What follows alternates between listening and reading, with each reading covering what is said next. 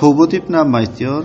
El kurbu ilallahi bit taat ve rücu ileyhi bi tecdid niyetil amel salih. Tövbe'nin tarifini içtin. Tövbe deyip lügatta rücu etmekle aytıyor, qaytmakla aytıyor. İstilahta el kurbu ilallahi taala bit taat. Allah Teala'ga kuluy boluşluk ibadet edip ve rücu ileyh Hudaýa rücu edişlik bi tecdid niyetil amel salih. Yaxşı amale täzelemekli niyet etmek bilen, täzeden yaxşı amal bejermekli niyet etmek bilen. Tövbe deyip istilahdan aýtýarken, Hudaýa kuluy boluşluk ibadet edip we täzeden yaxşı amallar bejermekli niyet etmek. Tövbe lügatda bu rücu etmekli aýtýar eken, istilahda el qurbu ilallahi taala bit taat. Hudaýa mutaala ibadet edip kuluy boluşluk we rücu ileyhi bi tecdid niyetil amel salih. Hudaýa rücu edişlik gayta baştan täzeden yaxşı amaly bejerişmeklige niyet etmek bilen. Qalal ulama'u aytdy ulamalar et-tawbatu wajibetun min kulli zenbin. Tawba wajipdir her bir günahdan. Gijik günah bolsun, ketdi günah bolsun, her bir günahdan tawba edişlik wajipdir. Fe in kanatil ma'siyatu beynal abdi we beynallahi taala la tetallaqu bi haqqi adamiyyin. Beseger bolsa günahnyň özü bende bilen Allah Taala'nın ortasında taalluq alan yok adamın hakkına. Felaha thalathat şurutun. Şonun özüne 3 şert bar eken. Eger günahnyň özü bende bilen Allah Taala'nın ortasında bolsa, adamın hakkına taalluq iýmese, şonun özüne 3 şert bar eken. Birle ahaduha en yuqliya anil ma'siyet. Birlenci saklanar günahdan. Tövbanyň özü Allah Taala bilen bendenin ortasında bolsa, adamın hakkına taalluq almasa, yani hukukullah bolsa, hukukullardan tövbe edişlik 3 şerti bar eken. Allah'ın hakkından tövbe etmekde 3 şert. Birlence en yuqliyanil masiyet, günahdan saklanır. Ve thani en yendeme ala fiiliha, ikilence şul günahı şeyden pişman bolar. Ve thalithu en yazima en la yauda ileyha ebeden. Üçlenci şert şul ki kast eder qaydyp şul günahın özüne barmışlyga. Fe in fuqida ahadus thalathati. Beseger gün bolsa şu üçün birige günahdan saklanmasa, ya günahı işe pişman bolmasa, ya qaydyp etmezlige irade etmese, şu üçün birige yok bolasa, lem tesihha tawbatuhu, şol adamın tawbasy durust bolmaýar. Ve in kanatil ma'siyatu tetallaqu bi adamiyyin. Ve eger bolsa günahnyň özü taalluq alýar bir adamyň özüne. Hukukul ibaddan bolsa günahnyň özü peşrutuha erbatun, bes onun şertleri 4'tür. Hadihi thalathatu manasul 3 lepeda edildi. Günahdan saklanır, günah edene pişman bolar, qaydyp etmişlige azm irade eder. Bu 3'e bar. Yenedem ve en yebra'a min haqqi sahibiha. Inki ibra alar şol günahın sahibinin hakkından. Yani hukukul ibad bolsa günahnyň özü, onun 4 şerti bar eken. Hukukullardan tövbe edişlikteki 3 şerte bar. Günahdan saklanmak, günah işi edene pişman bolmak, qaydyp etmişlige az murad etmek. Yenen birse ve en yebra min haqqi sahibiha, ibra'alar şol ma'siyetin sahibinden. Meselen ona misal berip, peyn kanet malın. Beseger şol günahnyň öz mal bolsa, qaysy birinden mal aldy. Ya şoňa meňdeş reddehu iley, şu alan malyny pes berer. Bir adamın hukukul ibadda günah etdik meselen zordan qaysy biriniň malyny aldy. Ondan tövbe etjek bolsa şertçilik ki şol maliki birinden aldy, ona pes berer. Ve in kanat hadda qazafin ve nahwihi makkanahu minhu aw talaba afwahu. Ve eger şol günahny we hadda qazaf bolsa, ya şoňa meňdeş tatlar bolsa, makkanahu minhu, şol adamdan jayalar, aw talaba afwahu, ya ondan afu talep eder. Mesela haddi qazap bilýärsiňmi? Falan zina etdir diýse-de. Şol şöyle diýip aýtsaň falan zinakar diýsen, şonuň zinakarlygyny sabit edip bilmeden töhmeduran adam bolýarsyňlar. Töhmeduran adam bolýarsyň, şol adam aýtsa ki men üstüme falany zina töhmedur diýip qazyň ýalyna barsa, ya eger sabit etsen şol diýip barsa, o pillasynda qazy şoňa 39 durrup berýär, haddi qazap diýer. Ve eger şol ma'siyetin özü haddi qazap bolsa, Bir pek daman adamı töhme dursa, zinakar deyip ya şöyle yaramaz el fazla aysa. Mekkenahu minhu şondan jayalıyor. Aw talaba apuhu ya apu talab etdik men senin hakkında şöyle gep aytdın men geç diyor. Ve in kanat qibatan istahallahu minha. Eger hukukul ubattan bolyon masiyet günahının özü qiybat bolasa istahallahu minha bağışış talep etdiyor şondan. Ve in kanat qibatan istahallahu minha. Eger şol masiyet qiybat bolasa istahallahu minha bağışış talep etdiyor şol qiybat edilen adamdan. Bilen bir adamın qiybatını etdiňiz.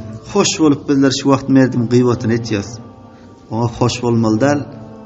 Amal namanyň sawabynyň ýa-da qiybat edilen adamyň namaýy amalyna tarap uzap bolup durýar. Eger şu men sen şeýle qiybatyny etdim, razy bol diýip, onu razy etseňe geçilir o. Razy bolmasa kıyametin bolan pillasynda şol qiybat edilen adam mazlum bolýardyr. Ol Xudawanda şikayet eder, maşallah men şöyle qiybatym etdi diýip. O zatdan o pillasynda o dünýäde soň şöyle muamelalar bolýar ki, bir adamyň özü namaz okypdyr, roza tutupdyr, hac etdir, zekat berdir, jihad etdir, sadaka etdir, şu amaly haýrynyň alınıp mazlumy dökülýär. Şu jahatdan hemme işleri şu dünýäde çözüp gitmeli. Haýsy biriniň qiybatyny etsin, afu dile. Haýsy birini söwüpsin, afu dile. O dünýäde soň ibadat bilen faýsala bolýar. Hazrat İmam Azam Ebu Hanife rahmetullahi aleyhiň barasyndan Süfyan-ı Suri'den şagirdleri sorapdyrlar. Süfyan-ı Suri'den aýtdy, İmam Ebu Hanife näre qamadym. Soň Süfyan-ı Suri aýtdy, İmam Ebu Hanife saýp köp bir bahyl adam diýipdir. Bolma Süfyan-ı Suri bilen İmam Ebu Hanife saýp ikisi hem asr bolmaly.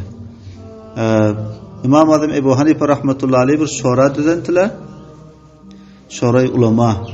Sonda her mesele ki piş bolsa İmam Azam saýp Kur'an we sünnetden şol meseleni istinbat etse şol şora taşlyatdylar, şorada faýsala bolsa ondan soň İmam Ebu Saýba ýazdyrýardylar. Şora ulamanyň reisi şu wagt Süfyan-ı Suri. Süfyan-ı Suri aýtdy, İmam Ebu Hanife saýp bahyl adam. Şagirdler aýtdylar, bizler onu sahy diýip eşitdik, bahyl diýdiň. Süfyan-ı Suri aýtdylar, İmam Ebu Hanife saýba men bahyl diýip şu jatdan etdim, hiç kimin gıybatyna eden ýok, sawabyny beren ýok, merdime diýdi. Hiç kimin gıybatyna eden ýok we sawabyny merdime berenem ýok diýdi. Bir adam gıybatyny etdiň, şu pillasynda sawap namaňdan, amal namaň, sawap pillasinden biýanky gıybat edilen adamyň amal namasyna garşy intikal tahyp durýar da. Emma lekin bizler meclislerde hoş bolup bir kança mecruh etýäs bir adamy bedimiz gelýärse hiýle onuň gıybatyny etmeli. Haýsym bilen tamas etdik. Ama etdim gurrun berdidik. Eger gurrun diýdi, merdimiň gurruny bolasa, ol gıybat bolar, ona sawap bermeli bolar diýdi. Men etdim, "Noşy janyň zehniňe" men etdim. Aferin zehniňe. Şol zehn her bir adamda bolasa kamyap bolmaly. Eger diýdi gurrun etseň, şeýtden gurrun merdimiň gurruny bolsa, ol gıybat bolar diýdi. Gıybat boldymy soň sawabyňdan bermeli bolar diýdi. Soň İmam Ebu Hanife sahabat diýerkin, eger men gıybat etsem, atynamyň gıybatyny etjek diýerkin. Şu jahatyndan üýüň amal haýry üýden daşar çykmasyn diýerkin. Meniň amal haýrym sawabym atynama barsyn diýerkin. Şu jahat hiç kim gıybatyny eden ýok. İmam Buhari saýyp, onuň bir kitaby ki şu wagt dünýäde onuň kitabyny Sahih-i Buhari'ni okuyup alymana, fadylana destary kelle baglaýarlar. İmam Buhari saýyp, tül ömründe hiç kim gıybatyny et görmedi. Ana şu tulaway kiram ýadyňyzda dursun, bir adam men mahbub Huda bolaýyn diýse, Allah'ın alynda mahbub pisendiydi bolaýyn diýse, dilini gıybatdan saklamaly ekan. Ve in kanat gıybatan istahallahu minha, eger şol masiýetiňiz gıybat bolsa, istahallahu minha bagşyş talap etýär şol gıybatyny eden adamdan. Aşna mana men ursaňmyza kelle, söýekseňmiz ýüzüm, meni sen gıybatyň bilmän eden ekenem şundan razy bol. Şumy bolýana her kança bödi aýtmak pak nefslik takaza etýär. Şu wagtky merdim beşany gıybatyny etýär, iftihar bilip etýär da. Her kança bedi gelip onuň gıybatyny etýär. Hiç soň bagşyş dilemeklige şeytan o pursat bermeýär. Ve yecibu en yetuba min jemi'iz zunubi, wajib bolan ki tövbe etse tamam günahlardan. Fe intaba min ba'diha besega tawbetse bazılarının sahhat tawbatuhu inda ehlil haqqi min zalika zenmi dürüst boluşunun tawbası ehli haqqın nezdinde şol gunadan. Ehli haqqdan murat ehli sünnet vel cemaa. Ehli sünnet vel cemaa 4 mezhebe taksim oluyor. Mezhebe Hanbali, mezhebe Maliki, mezhebe Şafii, mezhebe Hanafi bizler Hanafi mezhepte 4 mezhebe taksim oluyor ehli hak. Yani ehli sünnet vel cemaa.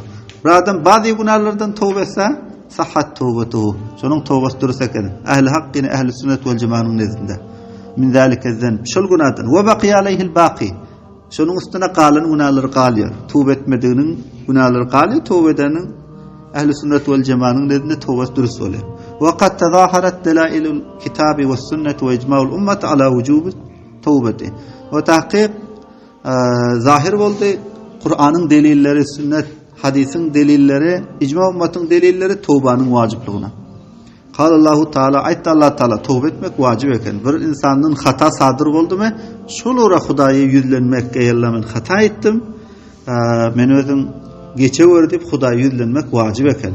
Bunun özüne Kur'an, hadis, icma-i ümmet buna delalet etti. Tövbenin vacipliğine. Allah etti ve tubu ilallahi cemiyan eyyuhel mu'minuna la'allakum tuflihun. Ve tubu ilallahi cemiyan rücu edinler Allah Teala'ya karşı cemiyan eyyuhel mu'minun ey mu'minler la'allakum tuflihun şayet ki kamyap bolsaňyzlar necat tapsaňyzlar bir adam Allah'ın azabından necat tapayın deyse onun rayhal tövbe eken. Şunu Allah özü emretti Kur'an-ı Şerif'te ve tubu ilallahi cemiyan tövbe edinler Allah Teala'ya karşı cemiyan eyyuhel mu'minun ey mu'minler la'allakum tuflihun şayet ki sizler kamyap bolsaňyzlar. Ve kâle Teala ayet Allah Teala istagfiru rabbakum summa tubu ileyh mağfiret talep edin Rabbinizden perverdigarınızdan summa tubu ileyh ondan sonra rücu edinler şu Hudaya. Ve kâle Teala ayet Allah Teala ya eyyuhellezine amenu tubu ilallahi tawbeten nasuha. Ey iman getiren adamlar tubu ilallahi tövbe edinler rücu edinler Allah Teala'ya karşı tawbeten nasuhan. Yani tövbe-i nasuh. Yani şöyle günahdan tövbe edişlik ki qaydıp ol günahın yanına barmışlık hiç vakt ol günahın yanından ayrılmışlık şuna tövbe-i nesuh diyor. Nesuh dip şicaatine aydılıyor ki insan onun bilen öz nefsine nasihat veriyor. Tövbe-i nesuh diyor aytıyor ki bir adam bir günahdan tövbe ediyor. Hiç vakt şol günaha son yanından ayrılanıyor. Ol günahı beceremiyor. Ana o tövbe-i nesuh diyor. Ya eyyühellezine amenu tubu ilallahi tawbeten nasuha. Ey iman getiren adamlar rücu edin Allah Teala'ya tawbeten nasuha. Şöyle rücu etmekle ki mehkem qaydıp ol günahın yan olayından aylanma. Qaydıp onu becerme. Ona tawbe-i nesuh diyor. Nesuh dişlige insan şunun bilen öz nefslerine nasihat veriyor.